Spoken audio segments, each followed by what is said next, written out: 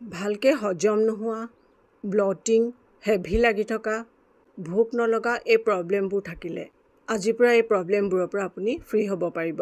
আজি আমি শ্বেয়াৰ কৰিম দুটামান খুব সিম্পল হেবিট, যিকেইটা হেবিটছ ফ'ল' কৰিলে আপোনাৰ হজম শক্তি খুব ভাল হ'ব, খুব ভালকৈ কাম কৰিব।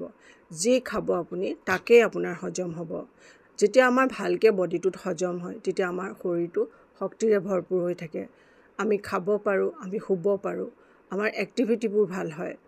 হজম হোৱা শক্তিৰ ওপৰত আমাৰ গোটেই শৰীৰটোৰ হেল্থ ডিপেণ্ড কৰে। এই চিম্পল কথাকেইটা ফ'ল' কৰিলে আপোনাৰ হজম শক্তি বৃদ্ধি হোৱাৰ উপৰিও আপোনাৰ তেজ বৃদ্ধি হ'ব শৰীৰত। আমাৰ ডাইজেশ্যন ছিষ্টেমত এটা ছেকেণ্ড ব্ৰেইন থাকে আৰু চাইণ্টিষ্টে এইটোক কয় ছেকেণ্ড নাৰ্ভাছ ছিষ্টেম। এই নাৰ্ভাছ ছিষ্টেম 100 কোটিতকৈ বেছি নাৰ্ভ চেলছেৰে বনোৱা থাকে আৰু আমাৰ ডাইজেশ্যনক কণ্ট্ৰল কৰে। মানে আমাৰ পেট আৰু আমাৰ ইণ্টেষ্টাইন নিজৰ ডিচিশ্যন নিজে ল'ব পাৰে। অকল সেয়াই নহয়, আমাৰ হজম শক্তিত যিকোনো প্ৰব্লেম হ'লে এই ছেকেণ্ড ব্ৰেইনে আমাৰ মুড আৰু আমাৰ এনাৰ্জি লেভেলতো এফেক্ট কৰে। আপোনাক যদি ষ্ট্ৰং ডাইজেশ্যন লাগে, হজম শক্তি যদি আপুনি মজবুত কৰিব বিচাৰে, তেতিয়াহ'লে এই ছেকেণ্ড ব্ৰেইনক, যিটো মই আগতে কৈ গ'লোঁ, ইয়াক হেপী ৰখাটো খুব জৰুৰী। কিছুমান সৰু সৰু টিপছ ফ'ল' কৰি ছেকেণ্ড ব্ৰেইনক সুখী কৰি ৰাখি আপোনাৰ ডাইজেশ্যন হেল্থ হেল্ডি ৰাখিব পাৰে। এতিয়া জানো আহক সেই সৰু সৰু টিপছবোৰ কি। আহাৰ খোৱাৰ পিছত এটুকুৰা আদা চেন্ধা নিমখ বা ক'লা নিমখৰ লগত খাব। সৰু এটুকুৰা আদা খাব, মানে মুখত লৈ লাহে লাহে চুবাই থাকিব অকণমান দেৰিলৈকে। লাহে লাহে চুবাই থাকিলে চেলাইবাৰ লগত আমাৰ পেটলৈ যাব আৰু সেইটোৱে হজম শক্তি আমাৰ মজবুত কৰাত সহায় কৰিব। এইটোৱে আপোনাৰ ডাইজেশ্যনক পেট্ৰলৰ নিচিনা কাম কৰিব। পেট্ৰল ঢালিলে জুই লাগি যায়, ঠিক তেনেকুৱাকৈ কাম কৰিব আপোনাৰ ডাইজেশ্যনক। খুব সোনকালে আপোনাৰ খোৱা বস্তুবোৰ হজম হ'ব আৰু লগতে আপোনাৰ ডাইজেশ্যন এনজাইমক ষ্টিমুলেট কৰিব, যিটোৰ কাৰণে খোৱা আহাৰবোৰ আপোনাৰ সহজে হজম হ'ব। ইনফেক্ট আহাৰ কৰাৰ পিছত সৰু এটুকুৰা আদা চুবালে ই আপোনাৰ ডাইজেষ্টিভ ৰস ইমান বঢ়াই দিয়ে যে আপোনাৰ ডাইজেশ্যন 50% বেছি সোনকালে হ'বলৈ ধৰে। ইয়াৰ লগত খোৱা চেন্ধা নিমখ বা ক'লা নিমখটোৱে আপোনাৰ পাকস্থলীৰ pH লেভেল বেলেঞ্চ কৰে, যিটোৰ কাৰণে এচিডিটি কম হয় আৰু ডাইজেশ্যন স্মুথ হৈ পৰে। এই সৰু বস্তুটোৱে আপোনাৰ হজম হোৱাৰ শক্তি এক্টিভেট কৰি তোলে। খোৱাবোৰ হজম কৰা আপোনাৰ কাৰণে সহজ হৈ পৰে। এই আদা আৰু নিমখ আহাৰ কৰাৰ 15 মিনিট পিছত ল'ব, লগে লগে নাখাব। নেক্সট টিপ, আহাৰ সদায় আপোনাৰ যিমান ভোক আছে তাৰ 75% আহাৰহে খাব লাগে। পূৰা পেট ভৰাই আহাৰ খোৱাটো এটা আনহেল্ডি প্ৰচেছ। যেতিয়া আমি পূৰা পেটটো ভৰাই আহাৰ খাওঁ তেতিয়া আমাৰ ডাইজেষ্টিভ ছিষ্টেমত পূৰা লোড পৰে। ইয়াৰ কাৰণ এইটো যে আহাৰ কৰাৰ পিছত আহাৰখিনি হজম হ'বৰ কাৰণে আমাৰ পেটত চাৰ্নিং নামৰ এটা প্ৰচেছ সৃষ্টি হয়। মানে এটা পেটত এক্টিভিটি ষ্টাৰ্ট হৈ যায় আহাৰ খোৱাৰ পিছত। এইটোৰ পৰা কি হয়, আমাৰ পেটটো কোচ খায় আৰু মেল খায়, মানে পাকস্থলীটো এবাৰ কোচ খায় এবাৰ মেল খায়, যাতে আহাৰবোৰ ব্ৰেকডাউন হয় আৰু এচিডৰ লগত ভালকৈ মিলি যায় আৰু আমাৰ আহাৰবোৰ মেচিনৰ নিচিনাকৈ ভালকৈ পিচ খাই মিহি হৈ যায়। যেতিয়া আপুনি পেট ভৰাই আহাৰ কৰে, আমাৰ পাকস্থলীৰ সেই ফ্লেক্সিবিলিটি নাথাকে। পাকস্থলীৰ কাম কৰিবলৈ, সেই চাৰ্নিং প্ৰচেছ কৰিবলৈ যথেষ্ট অসুবিধা হয় আৰু আহাৰ ভালকৈ হজম হোৱাত অসুবিধা হয় আৰু ইয়াৰ ৰিজাল্ট আপোনাৰ হেভিনেছ আৰু ব্লটিং হ'ব পাৰে আৰু কেতিয়াবা বুকু জ্বলা পোৰা আৰু ভমিটিঙৰ ফিলিং হ'ব পাৰে। ইয়াৰ উপৰিও পেট ভৰাই আহাৰ খালে ছেকেণ্ড ব্ৰেইনে আপোনাৰ বডিক ছিগনেল দিয়ে বডিৰ গোটেইবোৰ এনাৰ্জি খোৱাবোৰ হজম কৰিবলৈ লগাই দিয়া যাওক আৰু ইয়াৰ কাৰণে আপোনাৰ শৰীৰত এলাহ ভাৱ হয়, আপুনি উইক ফিল কৰে, আপোনাৰ টোপনি ভাৱ আহি থাকে আৰু আপোনাৰ মেটাবলিজম শ্ল' হৈ পৰে।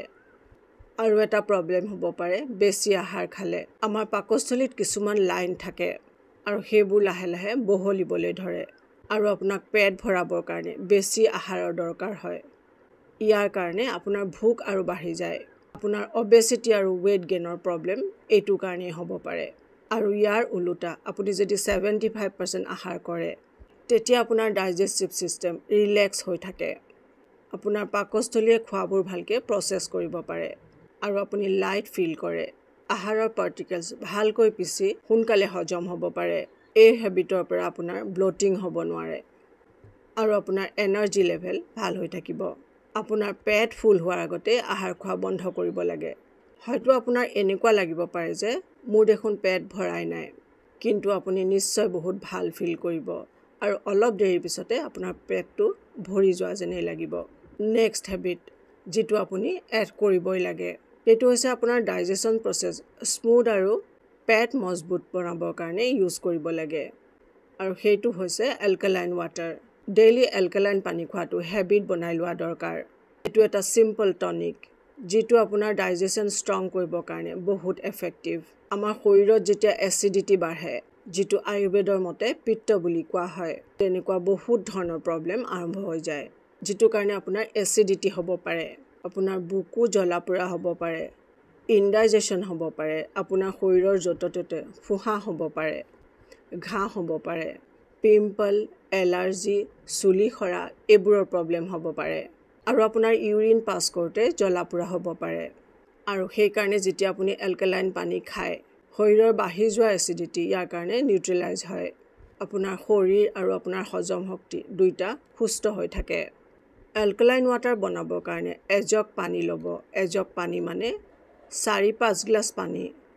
তাত তিয়ঁহ স্লাইচকৈ কাটি দিব, অলপ পদিনা দিব, এটা নেমু স্লাইচকৈ কাটি দিব। এইখিনি বস্তু ৰাতি তিয়াই থৈ দিব পানীত। ৰাতিপুৱা উঠি খালী পেটত তাৰে এগিলাচ পানী খাব। সেইখিনি পানী আপুনি গৰম কৰিব নালাগে, তাৰ পৰা এগিলাচ খাব আৰু দিনটোত সেয়া পানী অলপ অলপকৈ খাই থাকিব। এই বস্তুখিনিত যি নিউট্ৰিয়েণ্ট আছে, তাৰ নেচাৰেল মিনাৰেল আৰু নেচাৰেল নিউট্ৰিয়েণ্ট পানীখিনিত ৰিলিজ কৰি দিব। এই এলকালাইন পানীয়ে আপোনাৰ শৰীৰৰ pH বেলেঞ্চ অলপ এলকালাইন কৰি তুলিব। ই আপোনাৰ শৰীৰৰ এচিডিটি কম কৰিব আৰু বডিটো ডিটক্স কৰিব। এইটোৱে আৰু আপোনাৰ পেটৰ এচিডিটি বেলেঞ্চ কৰিব আৰু আপোনাৰ ডাইজেষ্টিভ ছিষ্টেমক ফ্ৰেছ আৰম্ভণি দিব। ইয়াৰ পৰা এইটো হ'ব যে গোটেই দিন আপুনি ভাল ফিল কৰি থাকিব, আপুনি এনাৰ্জেটিক ফিল কৰি থাকিব, আৰু আপোনাৰ হজম শক্তিয়ে খুব ভাল ধৰণে কাম কৰিব। নেক্সট, পানী খোৱাৰ নিয়ম। আহাৰ কৰাৰ আগতে আৰু আহাৰ কৰাৰ সময়ত আৰু আহাৰ খোৱাৰ পিছত কেনেকৈ, কেতিয়া আৰু কিমান পৰিমাণত পানী খাব। আহাৰ কৰাৰ সময়ত আৰু আহাৰ কৰাৰ একেবাৰে পিছত পানী খাবলৈ মানা কৰা হয়। আহাৰ কৰাৰ সময়ত আৰু আহাৰ কৰাৰ পিছত বেছি পানী খোৱাটো একেবাৰে বেয়া। এইটো কৰিলে আপোনাৰ ডাইজেষ্টিভ জুচ, যিটো ৰস ওলায় আমাৰ পেটত হজম হ'বৰ কাৰণে, সেই ৰসটো পাতল হৈ যায়, যিটো কাৰণে আমাৰ পেটৰ জঠৰ অগ্নি উইক হৈ যায় আৰু আহাৰবোৰ ভালকৈ হজম হ'ব নোৱাৰে। কিন্তু পানী যদি শুদ্ধ পদ্ধতিত খোৱা যায় আৰু শুদ্ধ মাত্ৰাত খোৱা যায়, তেতিয়াহ'লে এইটো আপোনাৰ ডাইজেষ্টৰ কাৰণে এটা নেচাৰেল বুষ্টাৰ হিচাপে কাম কৰিব। যদি আপুনি পানী খোৱাৰ এই পেটাৰ্ণ ফ'ল' কৰে, আপোনাৰ ডাইজেষ্ট হোৱাত বহুত হেল্প হ'ব। আহাৰ খোৱাৰ সময়ত সৰু সৰু ঢোক পানী খোৱাটো এটা হেল্ডি প্ৰচেছ। এনেকুৱা কৰিলে আপোনাৰ খাদ্যনলী হাইড্ৰেট কৰে আৰু আপোনাৰ পেট আগতেই অলপ ফিল কৰি দিয়ে, আৰু আপুনি আহাৰ বহুত বেছিকৈ খোৱাৰ পৰা বাচি যায়, আৰু শকত হোৱাৰ প্ৰব্লেমৰ পৰাও আপুনি বাচি যাব পাৰে। আহাৰ খোৱাৰ আগত 2 বা 3 ঢোক পানী খালে আমাৰ পেটটো আহাৰ খোৱাৰ কাৰণে ৰেডি কৰি তোলে, আৰু আহাৰ খাই থকাৰ সময়ত 2 বা 3 ঢোক পানী খালে ভাল, যাতে আমাৰ আহাৰবোৰ সহজতে তললৈ যাব পাৰে। বহুত বেছি পানী খোৱাৰ সময়ত আৰু খোৱাৰ পিছত খোৱাটো বহুত বেয়া। এইটো কৰিলে খোৱাবোৰ হজম হ'ব নোৱাৰে।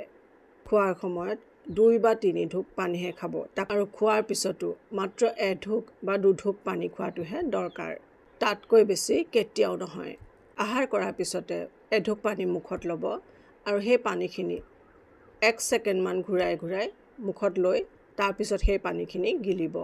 এনেকৈ কৰিলে চেলাইভাৰ লগত পানীখিনি মিহলি হৈ আমাৰ পেটলৈ যায় আৰু আহাৰখিনি হজম হোৱাত হেল্প হয়। আমাৰ মুখৰ চেলাইভা অলপ পৰিমাণত এলকালাইন হয়, যিটোৱে এক্সেচিভ এচিডক নিউট্ৰেলাইজ কৰি দিয়ে। আহাৰ কৰাৰ সময়ত এই সৰু সৰু কথাবোৰ মন কৰিলে আপুনি ফিল কৰিব আপোনাৰ হজম শক্তি ভাল হ'বলৈ ধৰিছে। ঠাণ্ডা পানী কোনো কাৰণতে কেতিয়াও খাব নালাগে। সদায় ৰুম টেম্পাৰেচাৰৰ পানী খোৱাটো দৰকাৰ, নহ'লে অকণমান গৰম কৰি খোৱাটো দৰকাৰ। আজি আছিল আমাৰ এইখিনি কথা, হজম শক্তি আমি কেনেকৈ মজবুত কৰি তুলিব পাৰোঁ। এই সৰু সৰু কথাবোৰ ফ'ল' কৰিলে আমি লাইফটোত খুব নিৰোগী হৈ সুন্দৰকৈ থাকিব পাৰোঁ।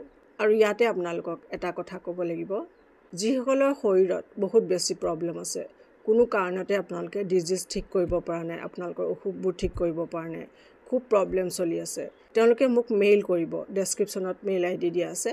মেইল কৰি আপোনাৰ ফোন নম্বৰটো তাত দিব আৰু কি প্ৰব্লেম আছে সেইখিনি কথা দিব। আমাৰ ফালৰ পৰা আপোনালোকলৈ ফোন যাব। তাৰপিছত নেক্সট প্ৰচেছ কি কৰিব লাগে আপোনালোকক জনোৱা হ'ব। বেছি প্ৰব্লেম থাকিলে আপোনালোকে তেনেকৈ কৰিব পাৰে। চ' হেল্ডি হৈ থাকক, সুখী হৈ থাকক আৰু খুব সুন্দৰ হৈ থাকক। মোৰ শুভেচ্ছা থাকিল।